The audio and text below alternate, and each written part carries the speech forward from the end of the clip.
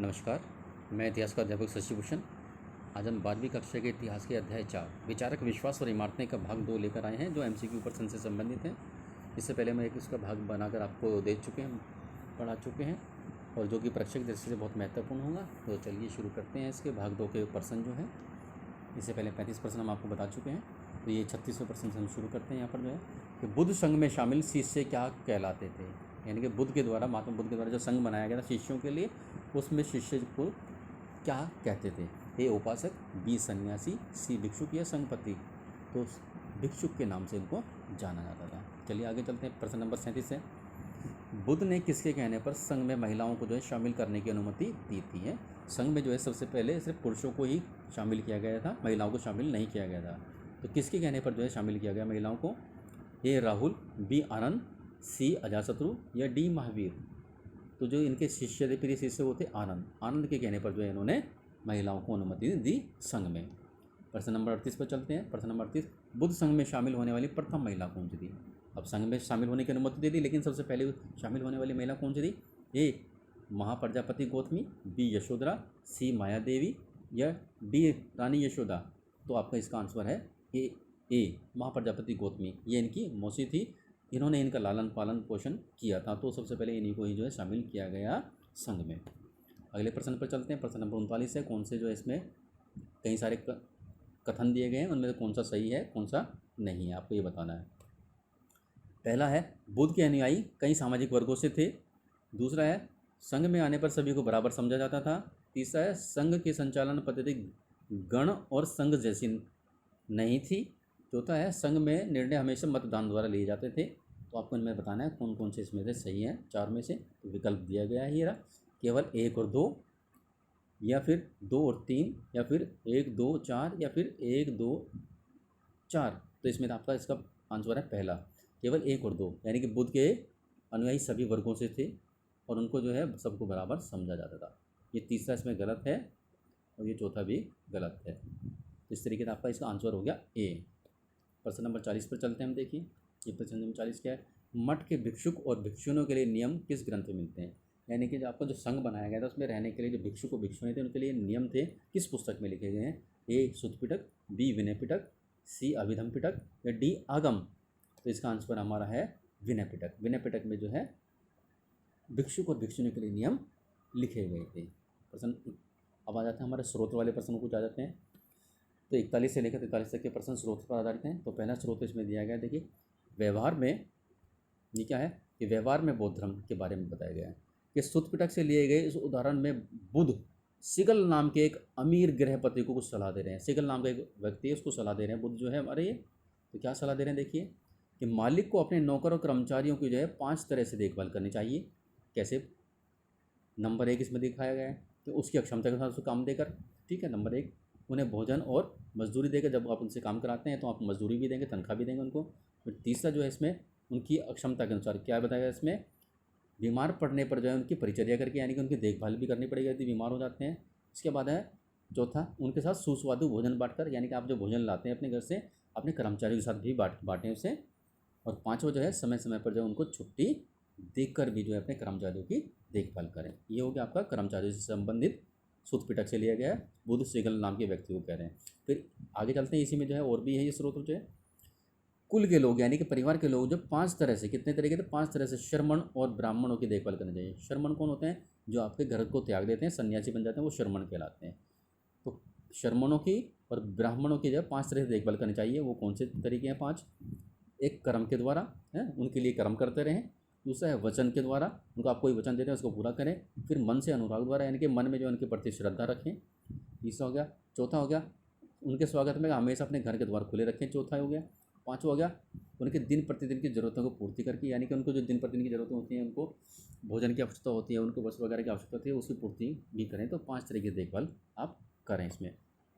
और इसके अलावा और क्या कहा गया है, शिगल को ये भी कहा महात्मा बुद्ध ने कि अपने माता पिता, शिक्षक और पत्नी के साथ भी इसी प्रकार के जो है सेवा करने से संबंधित कुछ उपदेश दिए गए थे। तो अब इस स्रोत के आधार पर कुछ प्रश्न दिए हुए हैं। प्रश्न जो है ये 41 है। उपरोक्त स्रोत में बुध किसे सलाह दे रहे हैं, किसको सलाह दे रहे हैं यहाँ पर? ए शर्मन को, बी नौकर को, सी सिगल को या डी शिक्षक को? तो सिगल नाम को जो अमीर गृहपति है उसको सलाह दे रहे हैं, ये सिगल नाम के व्यक्ति को। 42 नंबर पर आते हैं, नौकर कर्मचारियों की देखभाल के संबंध में कौन सा कथन जो है असत्य है, यानी कि जो आपको बताया गया कितने तरीके से देखभाल करनी है और कौन कौन से तरीके से देखभाल करेंगे, वो कौन सा उसमें जो है एक गलत है, इनमें वो बताना है। उसकी अक्षमता के अनुसार काम देकर, बी उन्हें भोजन मजदूरी देकर, सी उन्हें छुट्टी देकर, या डी रोज उनका सुस्वादु भोजन खाना, यानी कि जो मजदूर भोजन लेकर आए उसे खाना। तो ये आपका ये आंसर होगा डी, आप उनका भोजन नहीं खाएंगे बल्कि अपना भोजन जो है उनको लाकर खिलाएंगे।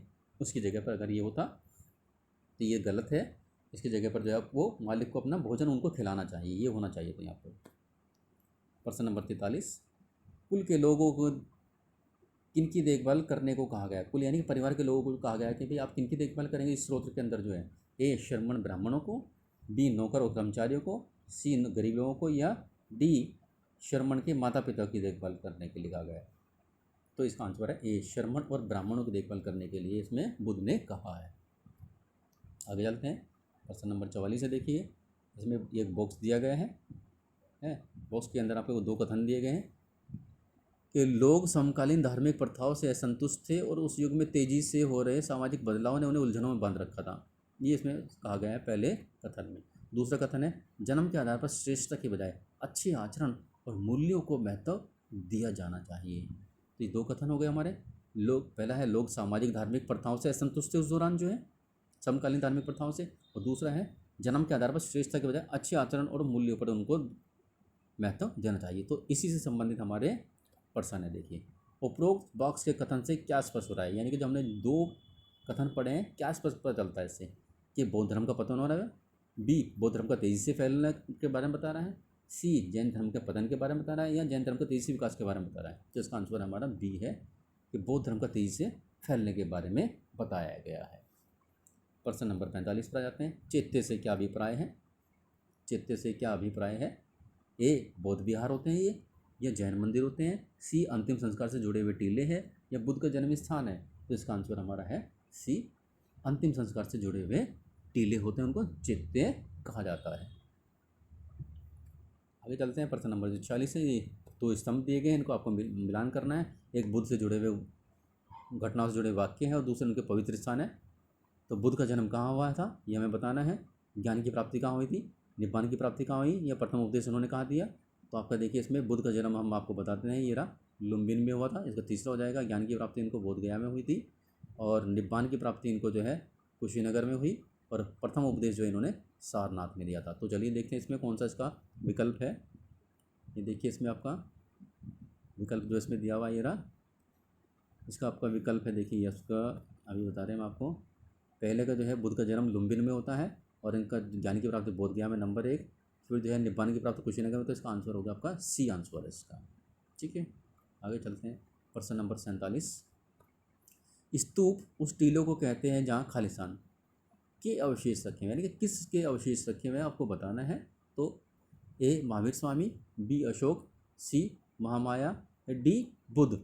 तो आपके इसमें देखिए डी है इसका, बुद्ध के अवशेष जो है इस स्तूप में रखे गए हैं।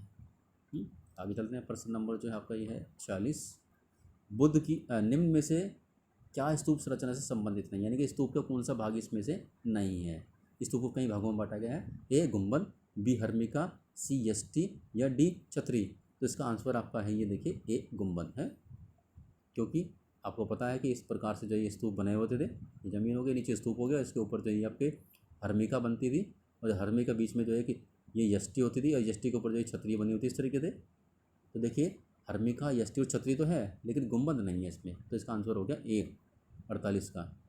प्रश्न नंबर 49, कौन सा स्तूप सबसे विशाल और शानदार था? जो जितने भी स्तूप मिलते हैं बौद्ध धर्म से संबंधित, सांची का स्तूप है, अमरावती का, भरूच का, सारनाथ, कौन सा विशाल है इसमें थे और शानदार था? इसका आपका बी है, अमरावती का स्तूप सबसे शानदार था, जिसमें तो बहुत सारे पत्थर हमारे लंदन में, कलकत्ता में और मद्रास में ले जाए गए थे। ये देखिए अमरावती के स्तूप उत्तीर्ण, देखिए कहाँ पर अमरावती स्तूप के उत्तीर्ण पत्थर कहाँ कहाँ ले जाए गए, मद्रास में, बंगाल में, लंदन में, दिल्ली में। तो अभी हमने आपको बताया था। तो इसके जो पत्थर हैं आपके कहाँ कहाँ, देखो मद्रास भी ले जाए गए, बंगाल भी, लंदन भी, दिल्ली में नहीं ले जाए गए। तो इसका आंसर हो गया हमारा बी हो गया, यानी कि इसमें पहला, दूसरा, तीसरा, लंदन, बंगाल और मद्रास तीनों जगह ले जाए गए थे। प्रश्न नंबर जो 51 पर आते हैं, अब बड़ा कर लेते हैं इसको जो है। ये देखिए, अमरावती के स्तूप की खोज कब हुई थी? ए 1818, बी 1850, सी 1854 या डी 1796। तो 1796 सबसे पहले अमरावती के स्तूप की खोज होती 1796। बाकी के स्तूप जो है सारनाथ का स्तूप है, भरूच का स्तूप है और आपका ये सांची का स्तूप, इनकी बाद में खोज होती है। सबसे पहले अमरावती के स्तूप की खोज होती है। प्रश्न नंबर जो 52 देखिए, इस देश की प्राचीन कलाकृतियों की लूट होने देना मुझे आत्मघाती और असमर्थनीय नीति लगती है। यह कथन किसके द्वारा कहा गया है? इस देश में जो आपके ये कलाकृतियाँ लूट रहे हैं, आप स्तूप को ले जा रहे हैं, उनके पत्थरों को ले जा रहे हैं, तो ये उसके संबंध में कहा गया है। किसने कहा है? ए शाहजहाँ बेगम, बी सुल्तान जहाँ बेगम या सी एच कोल या फिर डी जॉन मार्शल। तो ये एच कोल के द्वारा चिंता व्यक्त की गई थी कि भाई यहाँ से आप जो है स्तूप के पत्थर निकाल कर ले जा रहे हैं, वो गलत है। प्रश्न नंबर 53 से 55 जो है, इसमें एक जो है इसमें दिया हुआ, क्या दिया हुआ है? एक को अभिकथन कहते हैं, दूसरे को कारण कहते हैं, और दोनों वाक्यों को पढ़कर जो हमें उनमें सही विकल्प नीचे से चुनना है। चलिए आते हैं इसमें। देखिए प्रश्न जो नंबर 53 है, अभिकथन क्या कहा गया है कि बोधिसत्व को परम करुणामय जीव माना गया है। यानी कि बोधिसत्व कौन होते हैं? उनको करुणामय जीव माना गया है। मनुष्य यानी कि जो बहुत करुणामय होते हैं, लोगों से प्रति जो है बहुत दया का भाव दिखाते हैं।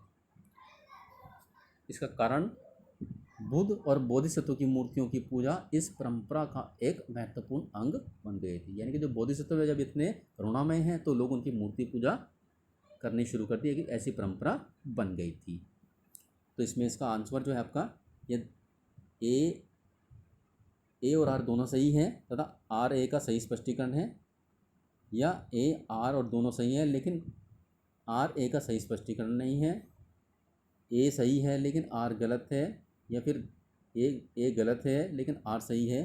तो इसका जो आंसर आपका है ये बी आंसर है इसका। ठीक है, दोनों ही कथन जो है आपस में ये अलग हैं, बोधिसत्व से संबंधित है लेकिन दोनों ही अलग प्रकार का इसमें बात कही गई है। चलिए आगे चलते हैं। प्रश्न नंबर 54 देखिए, ये भी इसी प्रकार का अभिकथन से संबंधित है। अभिकथन में क्या कहा गया है? भारत में कृत्रिम गुफाएं बनाने की परंपरा काफ़ी पुरानी है। कृत्रिम गुफाएं यानी कि जो पहाड़ होता है उसको काट कर जो है इसमें रहने के लिए निवास स्थान बनाया करते थे। तो काफ़ी पुरानी परंपराएं हैं। कारण सबसे प्राचीन गुफाएं ईसा पूर्व 3वीं शताब्दी में अशोक के आदेश से आजीविक संप्रदाय के संतों के लिए बनाई गई थी। किसके लिए बनाई गई थी? आजीविक संप्रदाय के संत, किसके लिए? संतों के लिए बनाई गई थी। तो ये जो है बिल्कुल स्पष्ट है, ये इसका आंसर ए है। यानी कि ए और आर दोनों सही हैं और आर ए का सही स्पष्टीकरण है। ठीक है, जो गुफाएं बनाई जा रही थी पहले से बनाई जा रही है, और इसका उदाहरण दे दिया गया आपका 3वीं शताब्दी में अशोक के द्वारा सबसे पहली गुफाएं बनाई गई थी, आजीविक संप्रदाय के संतों के लिए बनाई गई थी। तो इसका आंसर हो गया ए। प्रश्न नंबर 55 पर आते हैं हम। देखिए ये भी कथन वाला है। इसमें क्या है कि अभिलेखों से पता चलता है कि स्तूप को बनाने के लिए भिन्न भिन्न वर्ग लोगों ने दान दिया था। यानी कि जो स्तूप बनाए जाते थे अलग अलग वर्ग के लोगों ने इनमें दान दिया था। यानी कि आपका जो शिल्पकार हैं, राजा है, आम जनता है या अन्य लोग हैं, उन्होंने दान दिया था। इसका कारण देखिए, किसानों के द्वारा सबसे अधिक दान दिया गया इसमें। इसका कारण ये बताया गया है, बताइए। तो इसका जो आपका आंसर जो इसमें दिखाया गया है, देखिए ना, ये स्तूप में बनाने के लिए सभी लोगों ने दान दिया था, उसमें सबसे ज़्यादा किसानों ने दान दिया। इसका जो है आपका ये आपका सी आंसर है इसका। ये तो बिल्कुल ठीक है, ये बिल्कुल सही है, लेकिन आर गलत है। क्या है? आर गलत है, यानी कि किसानों ने सबसे अधिक दान इसमें नहीं दिया। इसका आंसर आ जाएगा सी आ जाएगा।